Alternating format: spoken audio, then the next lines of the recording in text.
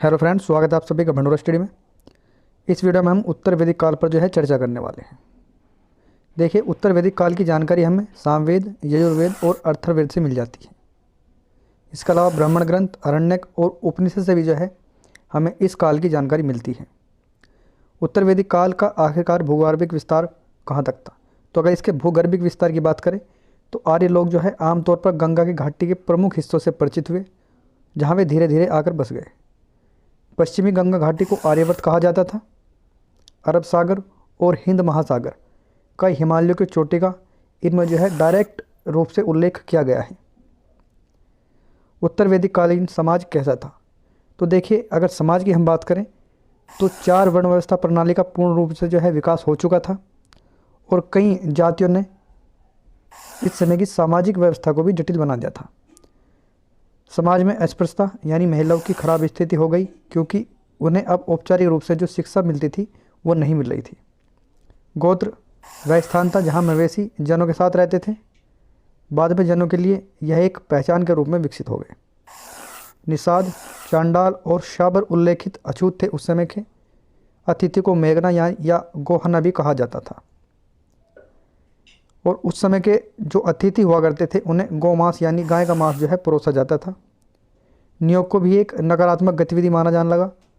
ऊपरी 3 वर्णों को पुरुष सदस्यों को द्विज यानी 2 बार जन्म लेने वाला कहा गया, क्योंकि यही वे एक प्रकार से वर्ण थे या वही जातियाँ थी जिनको कि उपनयन यानी पवित्र धागा होता है उसको धारण करने का अधिकार था। गार्गी, मैत्रेय जैसी महिलाएं ज्ञान के क्षेत्र में निपुण थी। हालांकि जो उस समय की महिलाएं थी उनकी स्थिति खराब हो गई थी, लेकिन फिर भी गार्गी और मैत्रेय जैसी महिलाएं मिलती है जो कि ज्ञान के क्षेत्र में निपुण थी। गार्गी ने याज्ञवल्क्य को जो दार्शनिक वाद विवाद हुआ था उस समय में उसमें पराजित किया था। ऐसा हमें इतिहास में पढ़ने को मिलता है। सती प्रथा और बाल विवाह अभी भी अनुपस्थित थे, यानी उत्तर वैदिक काल में सती प्रथा और बाल विवाह अनुपस्थित थे। उस समय इस प्रकार का कोई प्रचलन नहीं था। गोत्र नामक व्यवस्था और गोत्र व्यवस्था समाज में दिखाई पड़ने लगी थी। 4 पुरुषार्थ उस समय के माने जाते हैं, जिससे कि आप शायद परिचित भी होंगे: ब्रह्मचार्य, गृहस्थ, वानप्रस्थ और संन्यास। अब अगर हम राजनीतिक व्यवस्था की बात करें तो उत्तर वैदिक काल में देखिए जनों का विकास जनपद के रूप में हो गया था। हस्तिनापुर और इंद्रप्रस्थ कुरु जनपद की राजधानी थी। क्षेत्र के लिए जनपदों के बीच में बार बार आपस में युद्ध होते थे। इस काल में राजन का शासन अधिक स्पष्ट हो गया था। इस समय 12 रत्निक नामक सहायक कर्मचारी राजन के लिए एक प्रकार से कार्य करते थे, यानी एक प्रकार से उसकी समिति के रूप में कार्य करते थे। मुखिया वंशानुगत हो गए थे, फिर भी कोई स्थायी सेना उनके पास में नहीं थी। यानी उत्तर वैदिक काल में जो मुखिया हुआ करते थे, जो स्तरीय शासन में उनके जो पद थे ये वंशानुगत हो गए थे, लेकिन उस समय इनके पास कोई स्थायी सेना थी। इस प्रकार के कोई साक्ष्य नहीं मिले हैं, ना ही इस प्रकार की कोई जानकारी मिली है। राजन कई प्रकार के जो उस समय यज्ञ करवाते थे, जैसे राजसूय यज्ञ, अश्वमेध यज्ञ और वाजपेय। राजसूय यज्ञ अभिषेक के समय किया जाता था। अश्वमेध यज्ञ अपनी सभी दिशाओं पर एक प्रकार से चक्रवर्ती होने का संदेश देने के लिए इस प्रकार का यज्ञ किया जाता था। वाजपेय उम्र को बढ़ाने के साथ पुनः राज तिलक के लिए इस प्रकार का यज्ञ किया जाता था। सभा और समिति पर इस समय कम निर्भरता हो गई थी, क्योंकि हमने देखा जो ऋग्वैदिक काल था उस समय में सभा और समिति पर अधिक निर्भरता थी, लेकिन आने वाले वक्त के साथ उत्तर वैदिक काल में इन पर निर्भरता कम हो गई। महिलाओं को इन सभाओं में सम्मिलित होने की अनुमति नहीं थी। विदत पूर्ण रूप से समाप्त हो गई थी। राष्ट्र शब्द का इस काल में प्रथम बार उपयोग किया गया था। राजन ने सम्राट, एकराट, सर्वभूमि, विराट जैसी उपाधियां लेनी शुरू कर दी थी। अब बात कर लेते हैं उत्तर वैदिक काल की अर्थव्यवस्था की। तो देखिए, उत्तर वैदिक काल की अगर अर्थव्यवस्था की बात करें, लौह, जिसको कि उस समय में श्याम अश्क या कृष्ण अश्क कहा जाता था, उसकी खोज हो गई थी। और कृषि के लिए या जंगल को साफ करने के लिए आग का भी ये लोग प्रयोग करने लग गए थे। कई फसलों की खेती ने जो खाना बदोश होती है, यानी इधर से उधर और उधर से उधर घूमने वाली उस समय की जो खाना बदोश प्रकृति थी, उस पर भी काफ़ी हद तक अंकुश लग गया था। वे एक प्रकार से स्थायी रूप से एक जगह रहना शुरू कर चुके थे और पशुपालन भी जो है उस समय जारी नहीं किया गया था। यानी एक प्रकार से अगर देखा जाए तो जो उत्तर वैदिक काल है उसमें कई प्रकार की फसलों के कारण जो है वे खानाबदोश प्रकृति को तो काफ़ी हद तक बंद कर दिए थे, लेकिन पशुपालन अभी तक भी जो है उस समय पशुपालन भी जो है जारी हो गया था।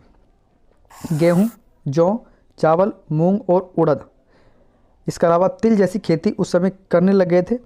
अधिशेष उत्पादन के जो स्वरूप थे बलि और भाग, ये उस समय के एक प्रकार के टैक्स थे, जो कि आज के प्रेफरेंस में कुछ इसका अलग ही मतलब लिया जाता है। उस समय बलि और भाग नामक ये 2 टैक्स हुआ करते थे और ये 1/6 या 1/12 भाग जो है हुआ करते थे। राजा के कोष को प्रथागत रूप से जमा करवाना पड़ता था। ये इस प्रकार के टैक्स थे जो राजा के कोष में जमा करवाना उस समय जरूरी था। कोषाध्यक्ष को जो है समग्राही या संग्रहित्री कहा जाता था और भागदूद कर वसूल जो एक प्रकार का टैक्स होता था, ये भी उसे जो है ये वसूलने का जो है कार्य किया करते थे। वैश्य केवल करदाता थे, यानी उस समय में जो वैश्य हुआ करते थे सिर्फ वे जो है एक प्रकार से टैक्स देते थे। माना जाता है कि शतमान, निष्क और कृष्ण नामक सिक्कों का भी उस समय प्रयोग किया गया था, लेकिन इनका कोई पूरा तात्विक अभी तक प्रमाण प्राप्त नहीं हुआ है। धन उधार के संदर्भ में शतपथ ब्राह्मण एक सूदखोर को जो है कुशीदीन बताता है, उसकी चर्चा की गई है। यानी एक प्रकार से उस समय धन उधार का भी शायद कार्य होता था। धातु गलन का कारखाना, बढ़ाई, बुनकर, चर्मकार, ज्वेलरी बनाना, रंगाई और मिट्टी के कई प्रकार के बर्तन या ग्लास हॉर्न्स और चूड़ियाँ बनाने के इस प्रकार के अलग अलग कला और शिल्प का भी जो है इस समय उल्लेख मिलता है। इसके अलावा समुद्री यात्राओं के उल्लेख से जो है वाणिज्य और व्यापार का संकेत मिलता है। मिट्टी के बर्तन कई प्रकार के थे। अगर स्पेशली बात करी जाए तो यहाँ पर जो है चित्रित धूसर मर्तभांड या PWG जो है मिलने लग गए थे। अब बात करते हैं उत्तर वैदिक काल की दृष्टिकोण, जो धार्मिक दृष्टिकोण है उसके बारे में। तो देखिए, धार्मिक दृष्टिकोण की अगर हम बात करें तो उत्तर वैदिक काल में वरुण और इंद्र जो ऋग्वेद युग के सबसे महत्वपूर्ण देवता थे, उन्होंने बाद के जो वैदिक चरण है उसमें अपनी प्रमुखता जो है एक प्रकार से खो दी थी। प्रजापति या आदि पुरुष उत्तर वैदिक चरण के प्रमुख भगवान बन गए थे। अनुष्ठान बलि के लिए पुरोहित की आवश्यकता ने धार्मिक जीवन को और भी जटिल बना दिया था। मूर्ति पूजा के कुछ उदाहरण पाए गए हैं। जादू और टोना ने सामाजिक धार्मिक जीवन में प्रवेश उस समय जो है कर लिया था। यानी एक प्रकार से इस समय जो धार्मिक जीवन था उसमें जादू टोने ने भी जो है प्रवेश कर लिया था।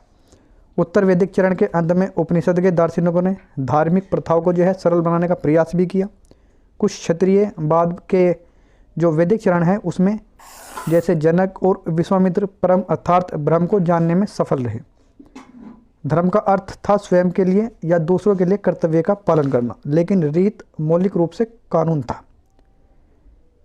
जिसे जो है सृष्टि यानी ब्रह्मांड के कार्यों को नियंत्रित करने के लिए उस समय किया जाता था।